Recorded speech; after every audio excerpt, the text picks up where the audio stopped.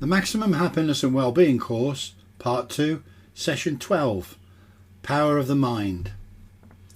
If your brain is the hardware, your mind is the software. How to interpret the instruction manual of your mind and unleash your phenomenal power to change your circumstances through an understanding of your levels of consciousness. How thoughts are transferred and attracted and their related influence on the happiness you experience in life. The power of your mind. For over 5 millennia, the most intelligent and knowledgeable individuals of every civilization and era have dedicated themselves to discovering the secrets of human potential. However, the progress made in uncovering these secrets has advanced more in the past century than in all the preceding centuries combined. The key to unlocking all human potential, whether in health, happiness, prosperity or fulfillment, lies within the human mind. The intricacies of the human brain are nothing short of extraordinary. If our brain is the hardware, then our mind is the most incredible piece of software you could imagine. For many years we've accepted the principles of the conscious and the subconscious mind. Before arriving at this level of understanding, conscious and subconscious activity within the brain was simply too incredible for our brains to consider, let alone accept. Before any new idea or concept is accepted and embraced as fact, the nature of the human brain is to reject it out of hand as unlikely, improbable or untrue. 50 years before each life-changing discovery or invention is revealed, the majority of us would not have thought them possible. It was simply beyond our level of comprehension. If we'd been alive in the early 1900s, how many of us would have embraced the possibility of man landing on the moon or the existence of the internet, let alone what can be achieved with computers and AI? Imagine how amazing electricity must have seemed to people who previously relied on gas lamps. Technological advances have been so rapid in recent years that now surgeons can use computers and robotics to perform operations from thousands of miles away. We've become so used to these incredible achievements, we now think of them as routine. If more advances have been made in the last 100 years, the advances in the last 50 years have been phenomenal. This is the information and technology age, and the two combined have advanced human potential to a staggering level. Very little is now beyond the grasp of man. Many discoveries, inventions and achievements result from commitment and dogged determination, improving on existing prototypes and a process of natural development. Many, though, have their origins in a form of inspired infinite intelligence that, although it cannot yet be explained to man's satisfaction, has its place in history.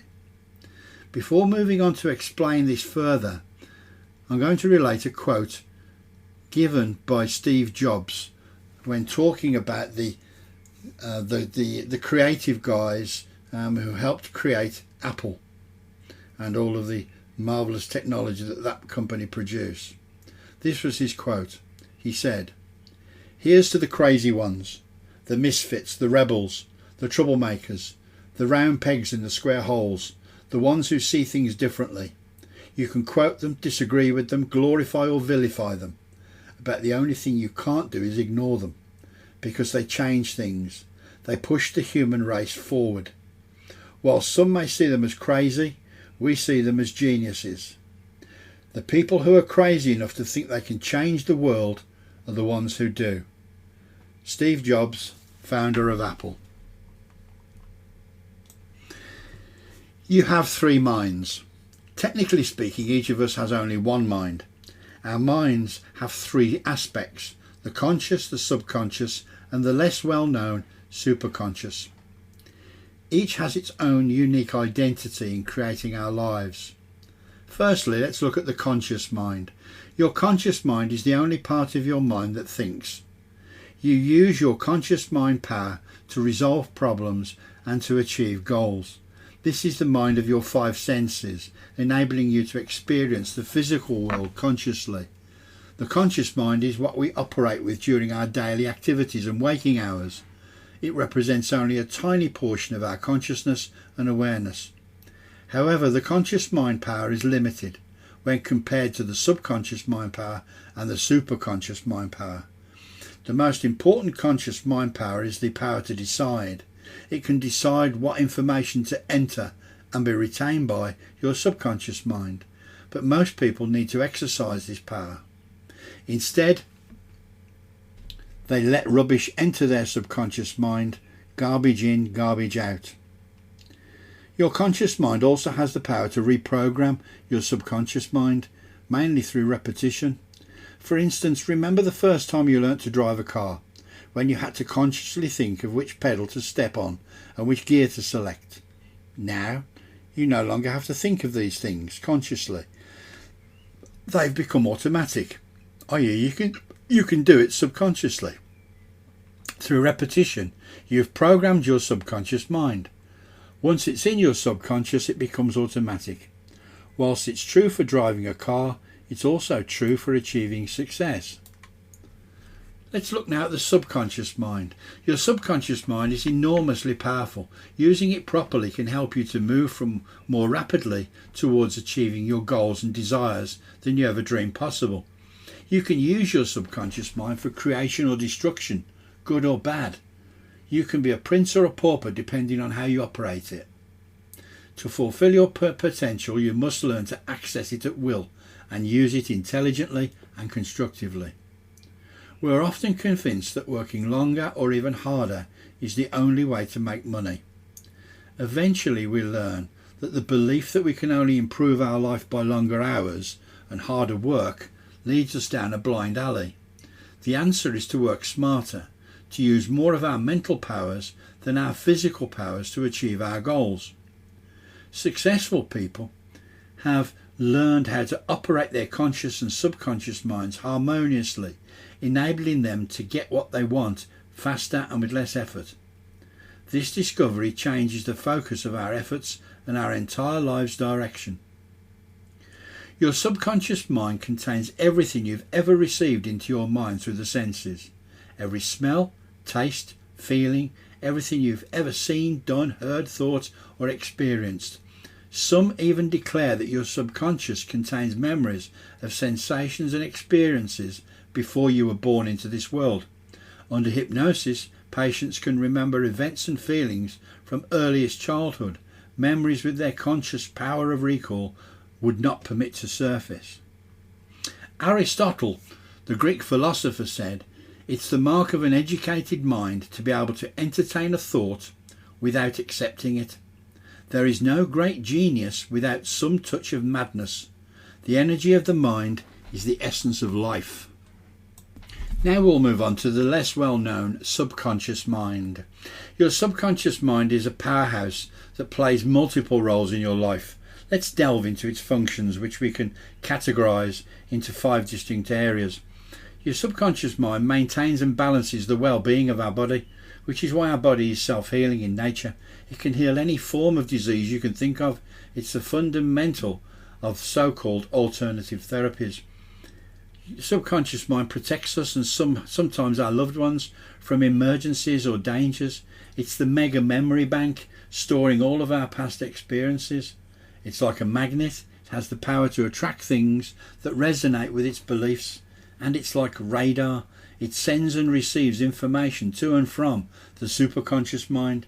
The subconscious mind lies below the level of the conscious awareness, and it's located in the lower brain and spine. And now we'll talk about the even less well-known superconscious mind. It's common to feel skeptical when learning about the superconscious mind. However, rapid advancements in science and psychology suggest that the superconscious mind will likely be given the same level of credibility as the conscious and subconscious minds in the near future. There are notable instances where the superconscious mind has been responsible for genius creativity in humans. Let's talk about a few people who confided that they had experienced the equivalent of the superconscious mind activity. Ralph Waldo Emerson was a writer renowned for his philosophical musings, and he believed that his finest works weren't products of conscious effort, but seemed to just flow through him as if they were writing themselves.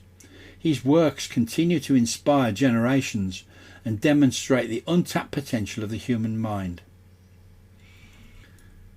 Mozart, Beethoven, Bach and Brahms were well known for accessing the superconscious mind to compose their timeless masterpieces.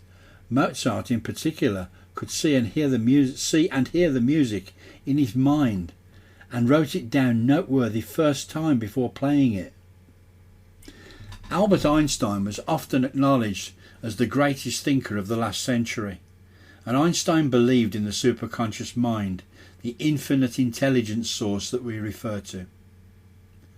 Thomas Edison was responsible for over 1,000 patented inventions, including the electric light bulb and the first phonograph, a machine to record sound, and he regularly tapped into the superconscious mind for solutions that would lead him to a successful, new and unique invention.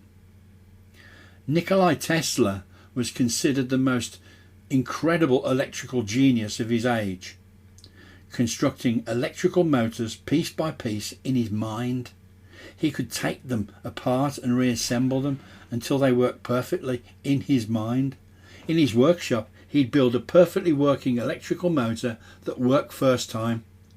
Tesla was credited with the honour of having produced the first electrical motor, and it is his surname that now adorns the Tesla motor car in the around the world. Across the world, enlightened scientists, eminent philosophers, religious and spiritually wise men and women acknowledge the presence of a sixth sense, an infinite world of intelligence and energy beyond our normal minds. Unravelling the mysteries of memory. As you hear these words, your working memory stores information temporarily to allow you to understand it.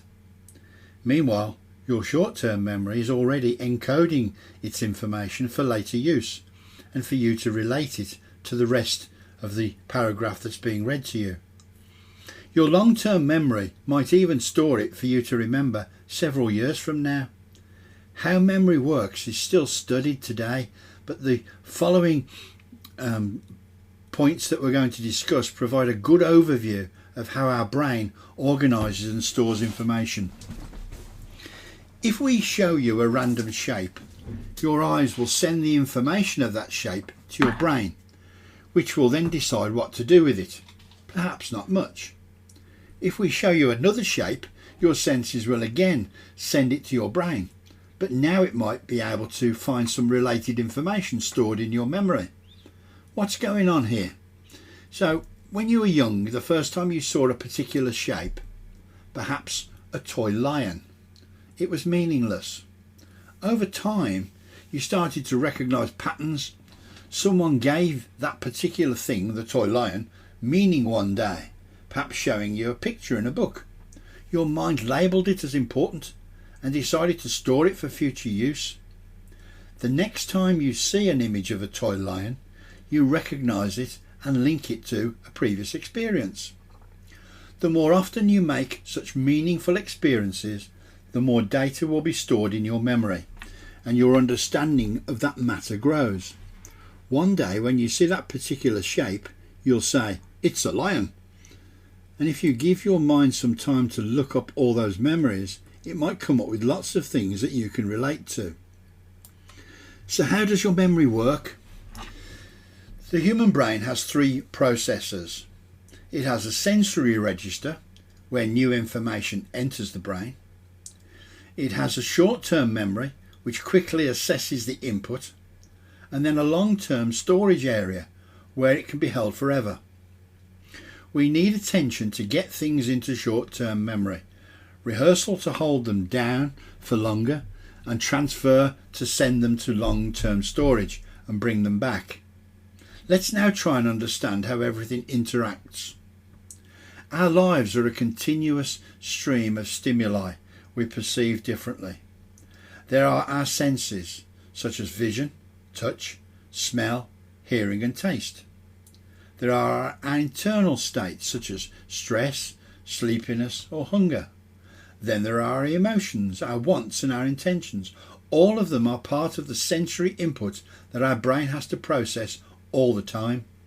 The sensory register can perceive any such new stimuli. They are then filtered by attention processes and decomposed into manageable chunks. These chunks of information are then sent further. The short-term memory holds the new information for a moment. Then it either forgets it or transfers it to long-term memory, or instantly uses it by bringing it to our attention. Also known as working memory, our attention can hold about 7 bits of information for a few seconds to complete a task. If we pay attention, our brain can send fresh memories to the long-term store. It happens especially well when we rest. During sleep, we tend to consolidate important things and discard others, which we then forget. The course notes contain a really useful diagram called Inside the Memory Bank, which takes a look inside the brain to discover the areas associated with memory and recalling the information that each part of the brain does, what function it performs in terms of the memory. There's a memory organizer, long-term memory maker, the emotion recreators, memory choosers, complex encoders. Have a look at the diagram. There's some text that goes with each of the areas that explains what each part of the brain does and the part it plays with regard to processing memory in the brain. We'll now talk about a part of the brain that we've talked about previously, the negative bias of the brain, in some more detail so that you can understand it. So, have you ever found yourself dwelling on an insult or fixating on mistakes? Criticisms often have a greater impact than compliments, and bad news frequently draws more attention than good. This is because adverse events have a more significant impact on our brains than positive ones. Psychologists refer to this as the negative bias, which can affect our behaviour, decisions and relationships. The negative bias is the notion that things of a more negative nature, unpleasant thoughts, emotions or social interactions, have a more significant effect on one's psychological state and processes than neutral or positive things.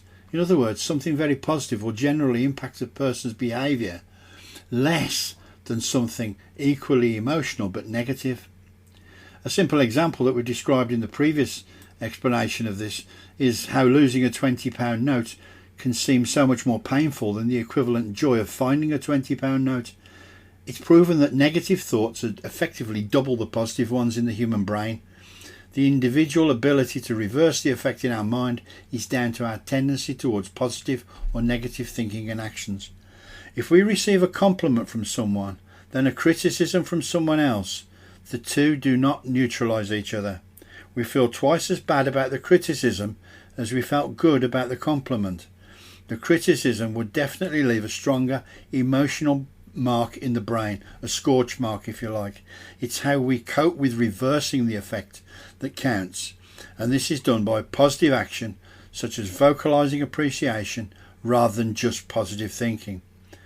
We know that our brains are hardwired to expect negativity, and this dates back to the caveman days when we needed to prepare for attack or threat. But these are out-of-date mental hang-ups obstructing our path to happiness, and only by active appreciation can we overturn it.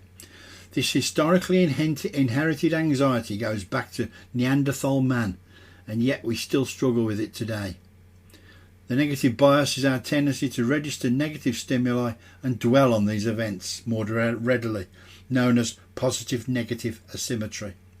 This is compounded by the fact that the media in most civilized countries focus more on giving us more negative news than positive news. It may be that there is more negative news out there than positive news, but we don't hear enough positive news to counterbalance the negative news that's being fed to us. As a result, our brain becomes negatively biased. We feel the sting of a rebuke more powerfully than the joy of praise. The psychological phenomenon explains why bad first impressions can be difficult to overcome, and past traumas can have a long-lasting effect. In almost any interaction, we are more likely to notice negative things and remember them more vividly. As humans, we tend to remember traumatic experiences better than positive ones. We recall insults better and longer than praise. We react more strongly to negative stimuli. We think about negative things more frequently than positive ones. And we respond more strongly to negative events than to equally positive ones. You might be having a great day at work when a colleague makes an offhand comment that you find irritating. You find yourself stewing over their words for the rest of the day. When you get home from work and someone asks you how your day went, you reply that it was terrible, even though it was great, despite that one negative incident. Such is the impact of the negative bias of the brain. Let's look then at how we can overcome this negative bias. The negative bias can cause you to dwell on dark thoughts, hurt relationships with loved ones, make it difficult to maintain an optimistic viewpoint. But fortunately, there are steps you can take to change your thinking. Some of the things that you can do include: 1. Stop the negative self-talk. Think thoughts of love. Dismiss thoughts of fear. Replace the fearful thoughts using the perception cycle in session 9. Replace the fearful thoughts with loving thoughts wherever possible. 2. Start paying attention to the thoughts that run through your mind. After an event you might think, I shouldn't have done that. This negative self-talk shapes how you think about yourself and others. Start paying attention to the thoughts that you allow to run through your mind. Point 3. Reframe the situation. How you talk to yourself about events, experiences and people plays a large role in shaping how you interpret events. When you find yourself negatively analysing something or only focusing on the bad aspect of the situation, look for ways to reframe the events in a more positive light. This doesn't mean ignoring potential danger or wearing rose-coloured spectacles. It simply means refocusing to give fair and equal weight to good events. Review section 9 about the perception cycle and apply that process to think more lovingly and have less fearful thoughts. Establish new patterns. When you ruminate on things, look for an uplifting activity to pull yourself out of the negative mindset. For example, if you mentally review some unpleasant event or outcome, consciously try to redirect your attention elsewhere and envisage in an activity that brings you joy. Listen to upbeat music, go walking or read a good book. They're all ways to get your mind off negative thoughts. Savour positive moments. Because it takes more for positive experiences to be remembered, it's essential to give extra attention to good things when they happen. Where negative things might be quickly transferred and stored in your long-term memory, you need to make more effort to get the same effect from the happy moments and experiences. So when something great happens, take a moment to focus on it, savour on it, replay the moment several times in your memory, focus on the wonderful feelings that memory evokes, do it again and again and again, and eventually you will replace the negative neural pathway created by the negative bias and replace it with a positive bias. The negative bias can powerfully impact our behaviour, but awareness can help us adopt a more positive outlook. An off-the-wall subject now, talk about instinct. Some of the decisions we make, the thoughts we have and the actions we take are born partly or completely out of our instincts. Scientists and psychologists agree that instincts are formed from previous experiences and memories, and a third source is instincts inherited from our predecessors inside and outside the family unit. Prior experiences and memories of similar circumstances combine to tell us if a particular action would be sensible or unwise. In that sense, instincts are a reliable tool for making decisions. So instinct includes inherited behaviour. How can behaviours be inherited? How exactly does a newly hatched spider weave a perfect web characteristic of each species without ever having seen such a web, let alone being trained to spin one? How do butterflies know what to do? What do dogs and cats? Why do dogs and cats behave as dogs and cats do? Why do rabbits behave as they do? Instinct is one possible answer. People, especially psychologists, have long considered instinct an important and accurate determinant of behaviour.